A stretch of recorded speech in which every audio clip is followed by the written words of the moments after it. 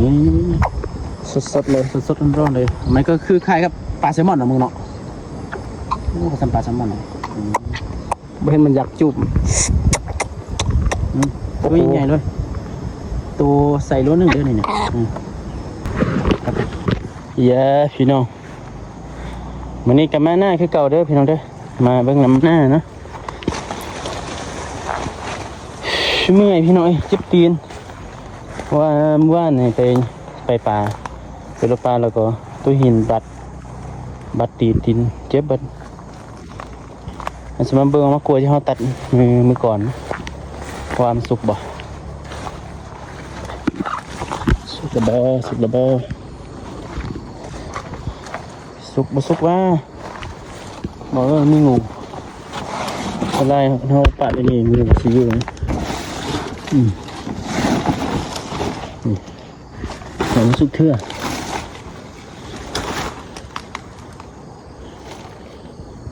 ไม่สุกเถื่อ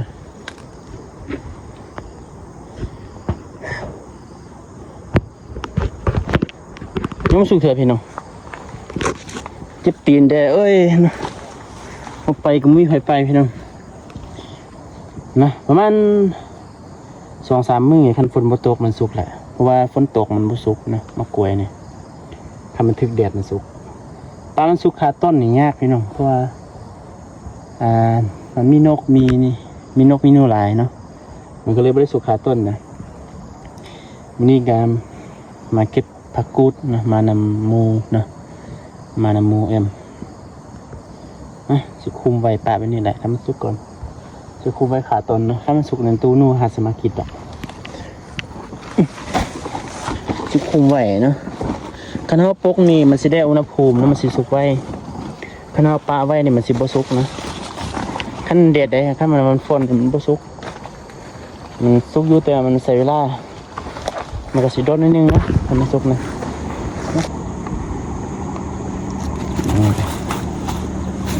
ตัดไหมทำงั้นได้ไหม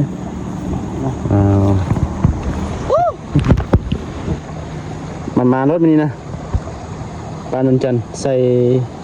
โลนึงเม็ดเดียวรู้เรื่องจะจับด้วยจะถ่ายเขาด้วยไม่ถ่ายได้จะถ่ายตัวเองมาพี่น้องมันมารถปลานนจันพี่น้องไม่ก็ตัวคันเบ็ดก็เอาคันเบ็ดไม่นะ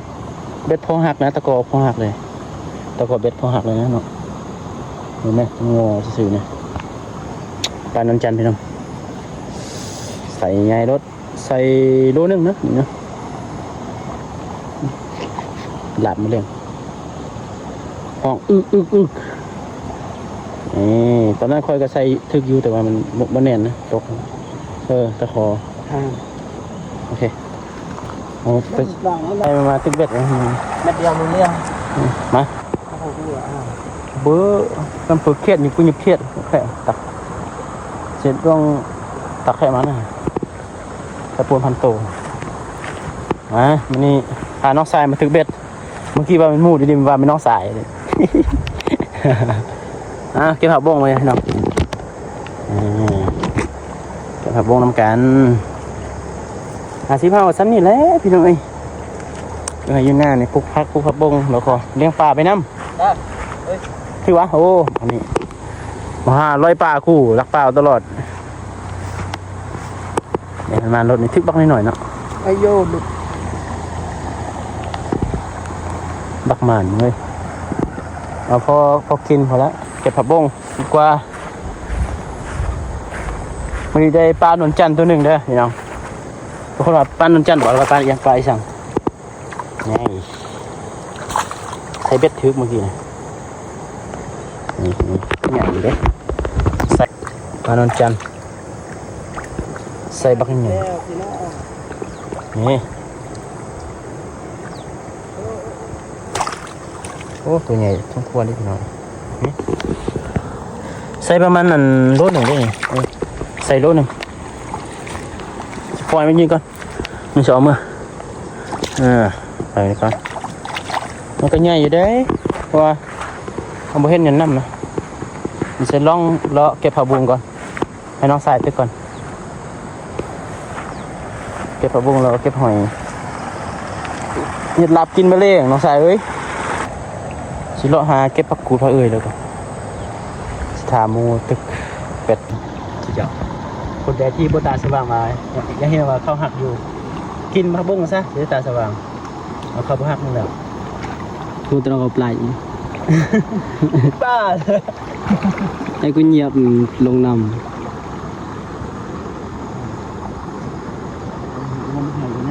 เฮ้ยมึงเอ้ยเพื่อนงมหอยเด้อยังเด้อนี่ได้แต่2 ลูกนะงมหอยตึกเบ็ดแล้วก็งมหอยดิเลี้ยงปลาพร้อมแล้วก็เลี้ยงหอยพร้อมนะผักบุ้งพร้อมเก็บผักบุ้งพร้อมกินกับลาบปลามาเลี้ยงนี่เอาปลานนจันทร์มาลาบแซ่บเลยใส่ตรงนี้นะมีลายอยู่มีบ่เนาะแต่กล้องเขาใส่ขี้กระเดือนเข้าปากนะ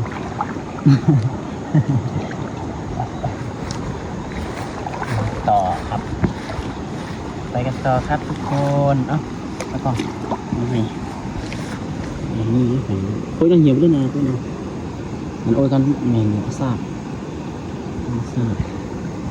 มันสะอาดขนาดหอยเขายังหูจุบกันเนาะเป็นยังคนคือหูจุบหอยแล้วมึงไปงมหอยค้อนแล้วเนาะมึงไปงมแฟนเข้าดอกหอยค้อนกูงมที่นั่นดอกนะงมที่นั่นดอกมึงก็ได้แต่งมหอยงมอะไรก็ไม่รู้อันเป็นนี่เดี๋ยวแล้วสู้ๆเลยน้องเลยสู้แล้วมาสู้มันจะกินยังมะแรงนะมีอย่างจะกินน้ำมะแรงอันนี้เก่งทันหมดนี่อันนี้เอาตาสงสัยบุดีมันมารถนี่สดเลยสดร้อนเลยมันก็คือคล้ายกับปลาแซลมอนนะมึงเนาะโอ้ก็ทำปลาแซลมอนเลยไม่เห็นมันอยากจุ่มตัวใหญ่เลยตัวใส่รถหนึ่งเด้อเนี่ยกับแกนักพูดสุดยอด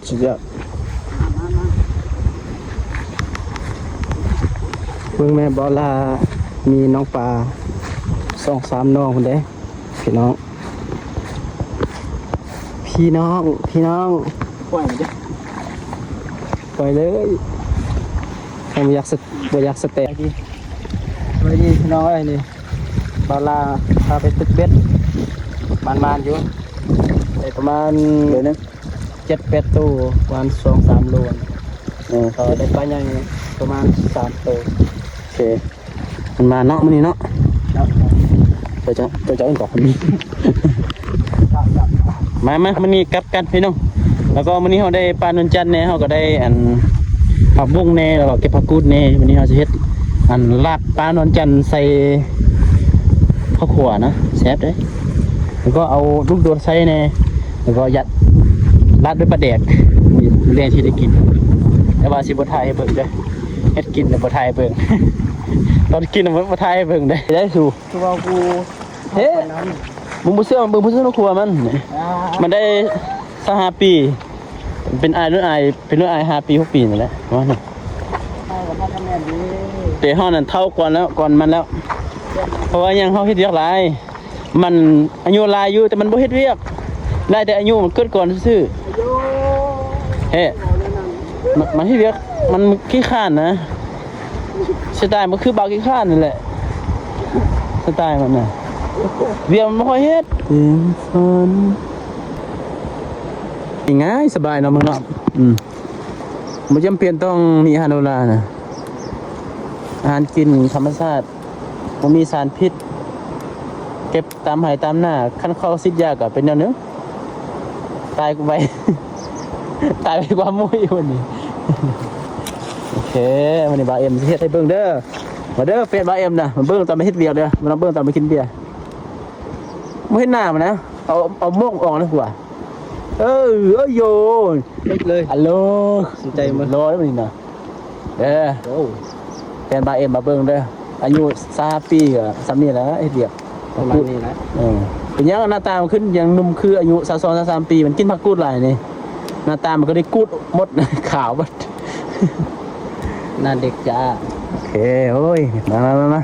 เก็บผักกูดงามเหมือนกันเลยบรรยากาศอยู่ไผ่อยู่หน้านี่แหละพี่น้องบ้านเฮากับซ้ำนี่แหละสิกินอย่างไรตอนมีผักกูดก็กินผักกูดจับมาเลยนี่งามๆรถเก็บเบิดเด้อหนุนเด้อเราถ่ายก็ได้อาจจะเก็บเนี่ยเจ้ามาถ่ายนะเจ้าเฮ็ดเบียร์เหตุการณ์บ่ต้องเบิ่งตอนกินเหล้ากินเบียร์บ่ดีเดี๋ยวเขาเจอว่าค่อยเป็นคนบ่ดีเบิ่งตอนเฮ็ดเบียร์นี่น่ะเบิ่งนี่ตอนทำหากินโอ้ดูมันมาอาโยชับเราเลยบ้านล่ามาเก็บมาผักกูดแล้วก็สิกินกับลาบปลานนจันทร์เด้อเหมือนเด้อเพราะว่าบ่าแอมตึกได้ปลานนจันทร์ใหญ่ๆพี่น้องมื้อนี้พามันมาตึกเบ็ดอยู่หน้าเนาะก็เลยเก็บผักกูดอยู่ตามตรงให้ผมเอาเฮ็ดมีหยังก็จมเอาจมไปแล้วแหละเนาะเฮ้ยเฮาเฮ็ดเวียกนี่บ่มีใครเบิ่งได้สูตอนที่แซ่บงามเลยเนาะหอมนี่มานี่คนอยู่คนนึงบักโอเคนี่แล้วก็นี่มันทอดโมดิตกเก็บนี่มันก็ก้มลงแล้วมันโมนี่มันเห็นกูสันหวานี่มันงามด้วยผักกูดงามพี่น้องโอ้ว้าวต้นเฮากันขอโทษเอาเด้อบ่มีเงินเดือนให้ดอก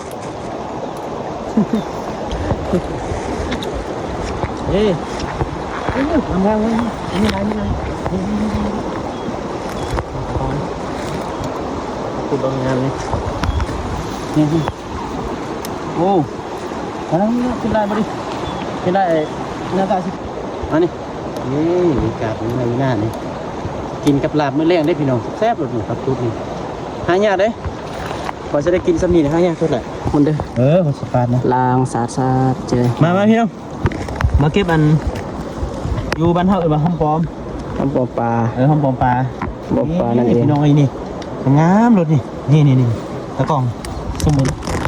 นี่งามรถเก็บตามให้ตามหน้าได้เห็นได้ใส่กับลาบปลานนจันทร์นี่เลยใส่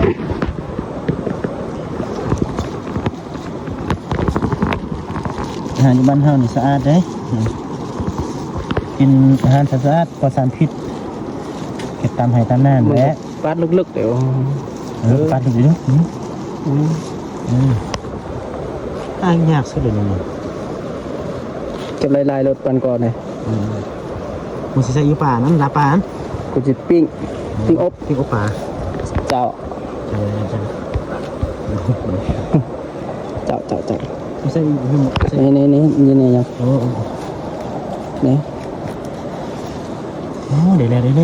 ได้แล้วพี่น้องอีกแล้ว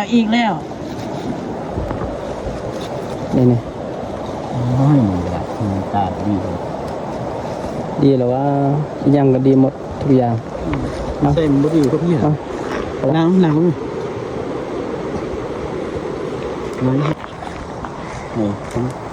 ผมปอกปลาใส่กับลาบมะเร็งนี่ปลานนจันทร์เด้อใส่เบิ่งปลาครับ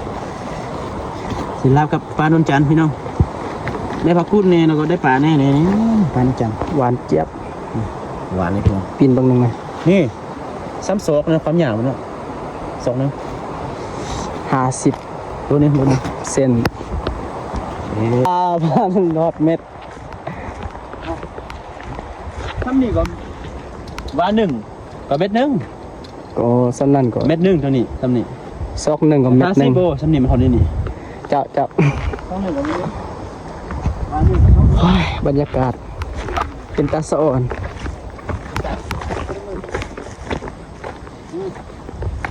กลับบ้านเกณฑ์ลงมาดูเรียบร้อยจบเอาหมดเลยเมื่อเชื่อแขนไหมผมนี่ดิเซ่ก็เนี่ยเอาไปบินมั้งบินอันนี้ทำไมบิดนะถ้ามึงเล่นใช่ฮะไล่เลยแล้วนั่งระวังไม่กลัวกันเลย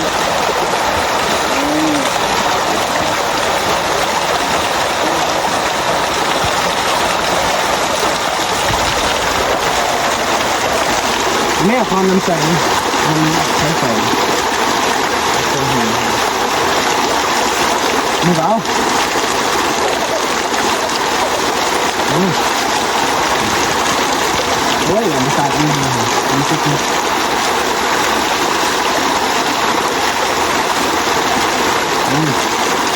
น้ำนี่ก็นางฟ้าน้ำพี่น้อง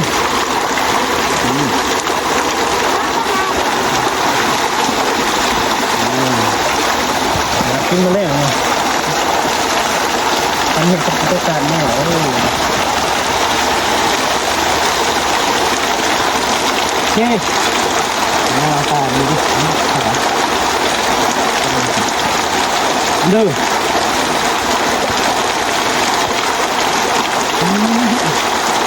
มีเจลเบียร์ตุ่มโอเคน้ำตาครับ